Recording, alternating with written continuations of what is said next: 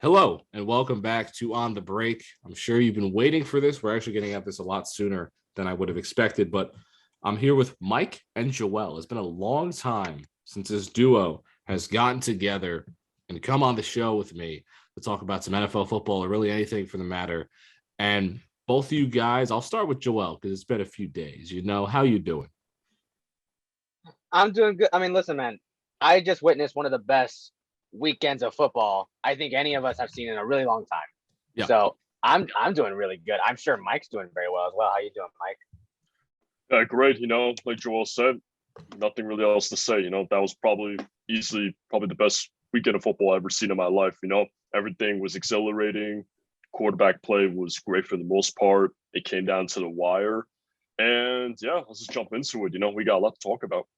3 game-winning field goals at the buzzer, followed by an overtime matchup with the Bills and the Chiefs. I know we're going to talk about some of Mike's good predictions, but can we talk about my prediction here? Okay, I was the only one that picked the Chiefs in this one. I had faith in Patrick Mahomes. And now, did it come to a 50-50 coin toss? Yes, it did. Okay, that was a thing. But the Chiefs were able to outduel the Bills, and it only took them about 13 seconds to do so. This was just a back and forth action. If you're watching this video and you don't know what happened in this game, you must be living under a rock or don't have Twitter or the internet, because this was everywhere. This was the most discussed game I've seen in a long, long time. Everybody was watching this one. It was the best game of the week, like I said it would be. And it just exceeded everyone's expectations as to what this game would be, even mine. And I expected something like this to happen. Patrick Mahomes and Josh Allen have both etched their names as NFL legends if they continue on this path as well. They are both some of the best quarterbacks that we've seen come out of the young squad of quarterbacks that we've seen in a while. Now, I know Mahomes and Allen are getting into their mid-20s, but that's young, guys. Come on. If we're seeing Tom Brady play until 45, I say 26 is pretty young. Patrick Mahomes was the one that won the duel by a score of 42-36. He threw, I think it was 177 yards after the 2-minute warning. This was a game where both teams kind of, I don't want to say struggled to score, but they were still finding their way in offense. It was in the 20s. I mean, that's low for the Bills and the Chiefs at this point. And there was just an explosion of scoring near the end of the fourth quarter. It was just really great to see. But Joel, I'll start with you again because you're right to my left, at least in this recording. What were your thoughts on this game? How'd you feel? As I said, before we started recording, I have not been excited about a game like this since Chiefs Rams just a couple years ago, where again it came down to the wire. I mean, this whole weekend, everything's coming down to the wire. There were no blowouts in any of these games. And when you look at Chiefs Bills, it's like, you were right. You were the only one that picked Chiefs. I picked the Bills. I picked the Bills to win this game, and a coin toss is what decided it. But Patrick Mahomes showed everyone why he's Patrick Mahomes. You should never doubt him, and that's at the end of the day, that's exactly what happened. And despite any controversy that happened towards the end with the coin toss and all that stuff, at the end of the day, they won. And Josh Allen cannot be, mad at himself for this. I mean, come on. He did everything he had to do. Gabriel Davis was playing the Stephon Diggs role. Yes, I don't know, that inspirational, picture that we saw of him looking at the Chiefs last year to put up what he put 7 yards yesterday. 3 yards and 3 catches. Oh my God. But Revenge tour. I mean, I didn't even know this, but apparently Patrick Mahomes, I believe he led the team in rushing as well. Yes, he did. 7 carries and 69 yards and a touchdown. Nice. But this man, I'm telling you, he's showing everyone why he was the MVP, why he has a Super Bowl already. And there's no doubt in my mind, eventually in his career, Josh Allen will get a Super Bowl ring. I think he will. I think it's going to happen. But at the end of the day, it just wasn't his time. It just wasn't his time. And, Patrick Mahomes is going to show everyone why he might just win again. When we doubt him, it's just going to happen all over again. He is literally the closest quarterback to being the next Tom Brady. He really is. Allen also led the team in rushing. Both quarterbacks led the teams in rushing I think that's a moment for both squads. They need to develop their running game a bit better. But Mike, again, your thoughts on this one? Yeah, I just want to take a moment to say, what a freaking game! Honestly, That was awesome. from both sides of the ball, that is just a classic battle of the gunslingers. You know, I've always had high respect for Mahomes and Allen, and these are probably, honestly, I'm going to say it right now, these were the best two quarterbacks this year throughout this entire season. Yeah. They played lights out yesterday. Allen was phenomenal. Mahomes was phenomenal. You know, unfortunately, overtime rules, I do agree, should change. It did come down to a coin toss, unfortunately. This is literally the situation that happened with Brady and the Chiefs when a few years back when Brady got the coin toss first and scored and won the game. You know, this is basically the same situation, you know, but I can't wait to see these two quarterbacks duel for the next decade or two. You know, they're fantastic. They got great support systems around them. And it's sad too that the Bills defense always has a tendency, unfortunately, I've seen, to collapse when it matters, you know. Great defensive unit, but I don't know why you'll play prevent for 13 seconds, especially when you got when you're dealing with the firepower that the Chiefs have to. And you did bring up about like Stephon Diggs too. Unfortunately, he massively May as well not have underachieved. shown up. Yeah, he massively underachieved, 7 yards on 3 catches, but the Bills have enough firepower to make up for that. Like Gabriel Davis, I've always kept in my mind too, and he exploded yesterday. Hats off to him. He could be a great wide receiver too in the future. I think the Bills will be fine for the next few years, especially what they got on offense. But yeah, just fix that. Leslie Frazier did need to game plan a lot better, especially at the end of the game. But honestly, just an instant classic, and I'm really looking forward to seeing these two battle out for the next decade or two, you know? And yep, I was wrong on my pick for the Bills, but I wasn't wrong on a pick for the other game. Get into that. That is the game that we're going to follow up next. I did want to say one more thing about the Bills and the Chiefs. As great as these quarterbacks were, and it's impossible to stop these guys at times, I was very unimpressed by the defensive play in this game. The secondaries did not show up. Obviously, the Bills are without Tre'Davious White. And I think that you can only hope to game plan against these two quarterbacks that are the two best arms in the league at the current moment. But when you give up this many points, it's hard to blame officiating. It's hard to blame the coin toss when your defense is the reason that you gave up this many points. And there was a decision to not do the squib kick, to give the ball back to the Chiefs offense. If you think that they should have did a squib kick, then maybe they would not have been in the situation and we would have seen a Bengals AFC championship game. But these teams do need to put work in better defensively. I know the Bills have had good defenses in the past. We know what to expect from the Chiefs defense. Not a lot, except maybe on the defensive front. But these two secondaries will definitely need to put some work in the offseason in terms of their roster decisions and acquiring some players to the draft. But this next game, we have the 49ers and the Packers. And I did pick the Packers. And the one thing I did say is that it would be really crazy and highly unlikely that both 1 seeds would lose. And we got exactly that. We're going to start with the Niners and the Packers here. Mike, you predicted it. The Niners would, the 100 yards by Elijah Mitchell and Deebo Samuel didn't really happen. You got that part wrong, but the strategy was the same nonetheless in Lambeau. It was ground and pound. It was hard physical football until the very end. That front seven was a huge impact, although who knows if Nick Bosa really should have been playing considering his health. But he played. He made a great impact. This Niners team got it done. They got it done in the cold of Lambeau. Robbie Gould is a legend. And I want to, offer my condolences to Bears fans. Robbie Gould kicking a field goal in the NFC divisional round at Lambeau. You would think that would be in a Bears jersey. It was in a San Francisco 49ers jersey. So, but Bears fans, you'll have your chance one day, maybe in 30 years. But the Niners came through an unexpected victory, probably the most unexpected victory out of this entire playoffs, the just second lowest seeded team in this entire postseason. And if you're going off the old format, they were the lowest seed, but there's 7 teams now that get in. But the Niners, their path, Mike, you said that their path would end here in the NFC Championship game if they were to win. Now the Niners will take on the Rams, a team that they've beaten twice. So I want to get your thoughts on this game first and just, a little, what do you think about this squad? Well, I'll say one thing. I told you also. I'll say that of one. But also, too, there's a reason why the Niners won at Lambeau Field. They came to play. They played physical. They played aggressive. They didn't shy away. They didn't care if the Green Bay Packers were the number 1 seed.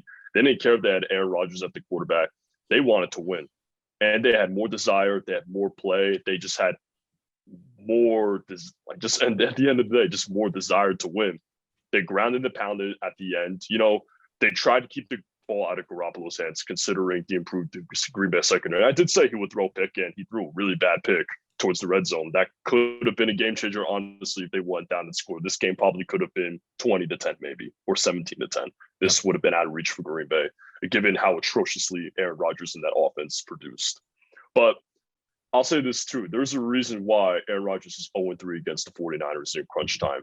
This guy consistently falls short. Enough with this GOAT talk of Aaron Rodgers. He is not the GOAT. He never will be. He's a great talent. You'll always remember that. He'll always be known for great stats, having a high QB rating and stuff, making it to Super Bowl once, but he will never achieve Brady Montana status ever. This game solidified it. This is a game that he had to win. But also, too, I'll comment on this, too. I remember Pershner and you guys commented on the 49ers' poor secondary. I do agree that there are some holes in that secondary, but there's a reason why in yards allowed and as a unit, they are a top 10 defense, and they showed up. Davante Adams, not completely contained. He did go for under 100 yards, which is great. I didn't think he would go for over 100 yards, surprisingly. I didn't mention it, but I was thinking that. And at the end of the game, they really showed up, especially on that deep ball that Rodgers just chucked. The 49ers were there to stop it, And 49ers did everything right in this game to succeed. I mean, like I said, Garoppolo, I wasn't expecting to be amazing. He played very mediocre this entire game. He made the right throws when he had to. The offense and that rushing offense really produced when they had to. And Rodgers just needs to realize that he's got to take blame for himself too. Because when I saw him in that conference after the game, I just sensed full of arrogance, He's thinking that he's above everybody else. He's not. This game is entirely on him as it is on the entire team, And we'll see if he ever plays for Green Bay again. But this is kind of a huge mark on his legacy, and really, this is really just a legacy-defining game for Aaron Rodgers, and we'll see where it goes from here. But to comment on next week, I will say that one matchup the Rams don't want is the 49ers, and we'll get into that next episode. But I'm rolling with this hot team. I really like where Kyle Shanahan is going with this team. What do you think, Joel? Now, look, first off, I want to give total props to the San Francisco DBs, their secondary, because I'm telling you right now, besides Aaron Jones getting screen passes to Aaron Jones and Davante Adams, one of the best wide receivers in the league, all other Green Bay receivers had 2 catches and 6 yards combined, all of them. And I mean, listen, you could blame that on Aaron Rodgers. You could blame that on the secondary. Doesn't really matter. The point is they got the job done. They contained who they needed to contain. And this is not going to take away from Aaron Rodgers' MVP. I don't think it will take away from that at all. But it can't, even if it's a regular season award. Yeah, I know it is. But you look at San Francisco and you look at just how they play, I think to myself, this is just like an old school ground and pound team. They love running the ball. Everyone, even the 49ers know that Jimmy Garoppolo is not the guy. Even they know that. That's why they run the ball consistently. And Green Bay just couldn't stop them. They couldn't stop them for anything. And that defense showed up in Lambeau Field, keep in mind. I mean, and they managed to contain the league MVP. So, yeah, I mean, there's nothing to take away from the San Francisco 49ers here. All I can say is, we'll get into this later on, but I don't personally think Aaron Rodgers is ever going to be playing with the Green Bay Packers again. I don't think so. I don't think that's going to happen. But again, we'll get into that another time. But listen, both defenses showed up, but when the going got tough, the 49ers offense got it rolling, and the Green Bay Packers just couldn't capitalize. And it's one of those situations that you think, yeah, it sucks being at home, losing to a team no one really had any confidence in going into the playoffs. And now they're in the NFC Conference Championship. So, I mean, we're going to see what happens there. I like the 49ers. They're a team that's really hot right now. If they could carry it on to, beat the Rams, I think they deserve to win it all, regardless of who comes out of the AFC. Great 6 seed San Francisco 49ers. I do want to say, we talked about both sides of the ball, but there are three sides of the ball. The special teams unit for the Green Bay Packers, I put this game on them. You have the blocked field goal attempt and you have the blocked punt. That's 13 points on the board for San Francisco, one way or another, whatever you want to look at it. That's 13 points that the Packers either should have or have not given up.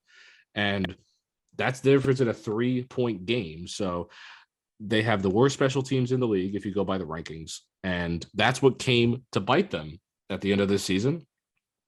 The San Francisco 49ers held on, made the plays they needed to on that side of the football. Obviously, Aaron Rodgers needed to put up more than however many points he did. I mean, if you're Aaron Rodgers, you expect to put up 25, 30 points, and the Packers only put up 10 points in this game. There is that. But if you don't have the block field goal, you don't have the block punt, the Packers are going to the NFC Championship game, and that's that. So in the cold, obviously it's going to be harder, but you got to figure out your issues on special teams if you're Green Bay at this point, besides your quarterback situation. But we're going to move on from that game. The San Francisco 49ers will take on the Los Angeles Rams. We'll talk about them to conclude.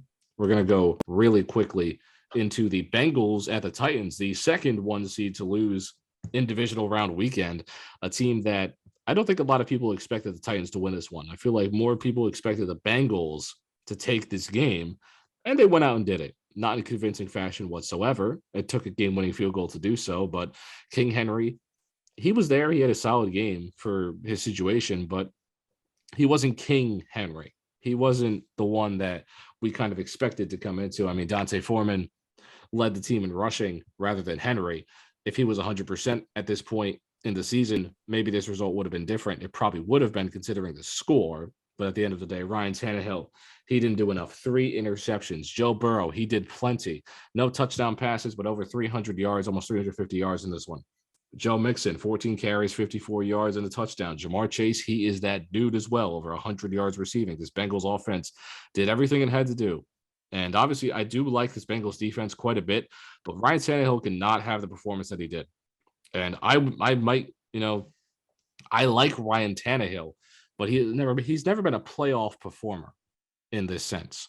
That's his issue. He's inconsistent, and he gives you 15 good games, but there's a lot of games on the schedule if you include the playoffs, and you have to do this. I don't think Tennessee should go out and look for a new quarterback at this point, considering the market as well. Unless if you're getting a top 10 guy, it's not worth replacing Ryan Tannehill with.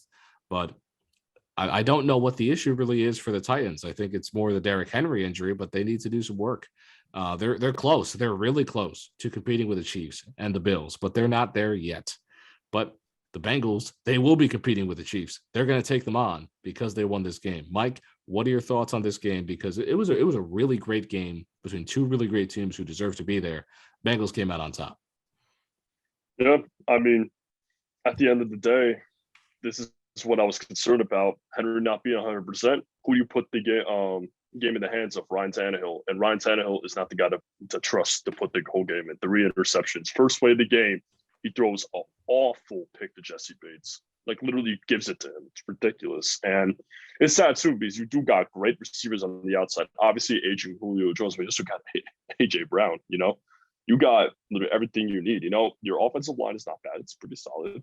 I mean, I can't really say that for the Bengals offensive line because they got absolutely steamrolled. I don't know what happened. 9 sacks for Burrow, but wow. But I'll say this about the Titans. I definitely agree with you, Macruch. Like, they can't really let go of Tannehill at this point and move on because I actually just saw their contract before we did this episode. They're going to eat a lot of dead money if they let him go or trade him away at this point. So they can't really get rid of him. They're going to have to, unfortunately, build around him. Like I said, I really don't think Tannehill's a long-term answer. I think when his contract is up, they're going to probably look elsewhere. This talent in the QB class isn't anything to write home about. So I don't think Titans look for a quarterback at this point. But it's weird because Henry was the focal point of that offense. And if you don't have him, Tannehill is a pretty average quarterback, honestly, especially when it counts. He's a great stat pattern, but when it matters, 1 touchdown, 3 picks, that's not going to win you a playoff game. Even if you have a running back, you got to play consistently, like you said. And Ryan Tannehill just continues to play so inconsistent. And we'll see if it continues to bite them in the butt. every season, and we'll see where the Titans go from there. They're very close to competing, but we'll see with this offseason. You know, it's be really interesting. Very exciting offseason. As for the Bengals, Burrow's got ice in his veins. That man he's a bad man. 300 yards and getting sacked 9 times, joining Donovan McNabb in 03 for the only quarterbacks to win after getting sacked more than 8 sacks in a postseason game. Burrow's a bad man. I don't know what else to say. To have that much pressure on you, getting knocked down on almost sport, running for your damn life every single play, and still being able to pull out with a win, it's ridiculous. Burrow has been fantastic. He's the reason why they won this game. Cincinnati's defense, like you said, I really like them this season, and they still look very stout. You know, helped the Titans to 60 points. Could have been a much different game, but they got the job done, and the Titans just couldn't find an answer to stop Burrow. You know, he's been fantastic. That's all I got to say. I mean, I look at it this way. Look at Derrick Henry. He averaged 3.1 yards a carry. For what it's worth, I understand he just got off surgery, so there's not much to put into blame for Derrick Henry here. He did what he could. He had 20 carries, for crying out loud. So it's like, I understand, you know, his situation and all. There's no blame to be put on Derrick Henry here. Tannehill, on the other hand, I mean, there were some passes. I understand statistically, you look at the stats, he had 3 interceptions. There were some passes that he was throwing that game where I just said, it was unbelievable that I wasn't picked off. I mean, it was just unbelievable that I wasn't picked off. He could have had 5+ interceptions in this game had he not have been benched or something. Just, oh my, just. And I understand too that, you know, the last one technically was a pop-up interception, but still, I mean, that throw should not have been made in the first place. Like throws like that, I don't understand. This is $100+ million quarterback that you're paying, and he's doing this, and I mean, come on, man. Joe Burrow got sacked 9 times, like you said, and still managed to, I mean, at least contain the offense. Make sure everyone was still set. Make sure Jamar Chase knew exactly what he had to do late in the game. Clutch, get him in the red zone. Bam, field goal. We're done. Over. He knew what he had to do going in there. Tannehill, there were times where he just looked lost. He was looking for Derrick Henry, who just got back from surgery, for help.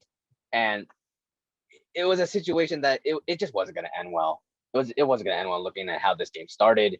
And, you know, field goal, like a bunch of field goals going on. And then, you know, going for 2 when you get the first touchdown. Like, there was a lot of questionable moves that the Titans did this game. They just looked lost. Everybody looked lost. And that defense, despite doing pretty well, getting an interception, not allowing a touchdown, and you still managed to put this. I'm not really sure what to think of all this. A passing touchdown, I meant to say. I know Joe Mixon had a rushing touchdown, but listen. At the end of the day, the offense needed what they needed to do for Cincinnati. Tennessee, on the other hand, I agree. I don't think that Tannehill is the guy, but at the same time, I don't think you replace him, if that makes any sense. Like, because there's not, you can't, exactly. You committed to him long term.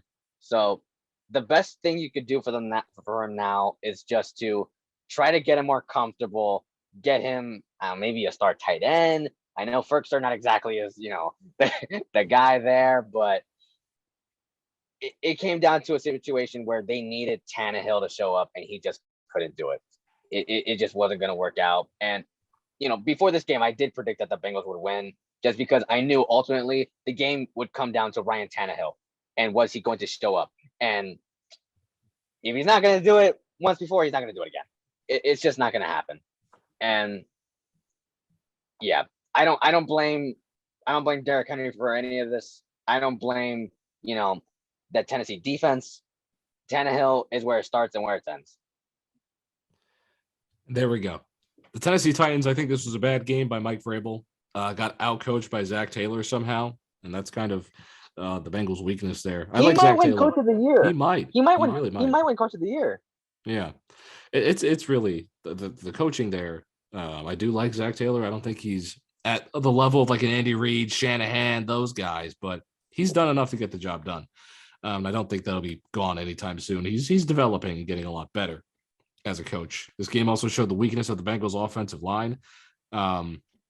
I will say that they should not have drafted Penei Sewell, and Jamar Chase has really been a great piece to this offense, but offensive line should be the number one focus heading into the offseason. Even if they do win the Super Bowl, whatever they end up doing, offensive line is your number one need if you're Cincinnati to protect this guy. You cannot allow Joe Burrow to get sacked 9 times in any game because he is the future of this franchise. But the Titans, they need a slot guy. They need a Chris Olave if they can get him. We'll see.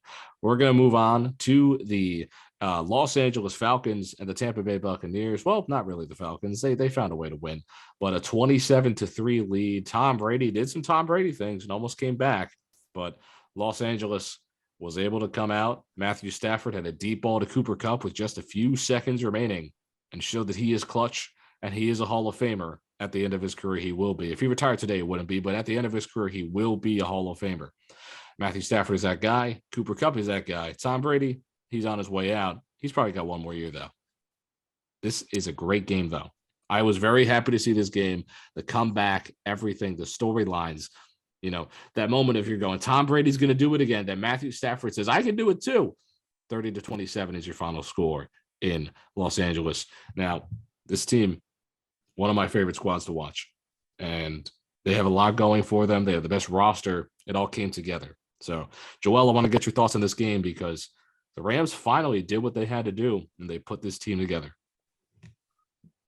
They did what they had to do. And I mean, Tom Brady, he almost did it, man.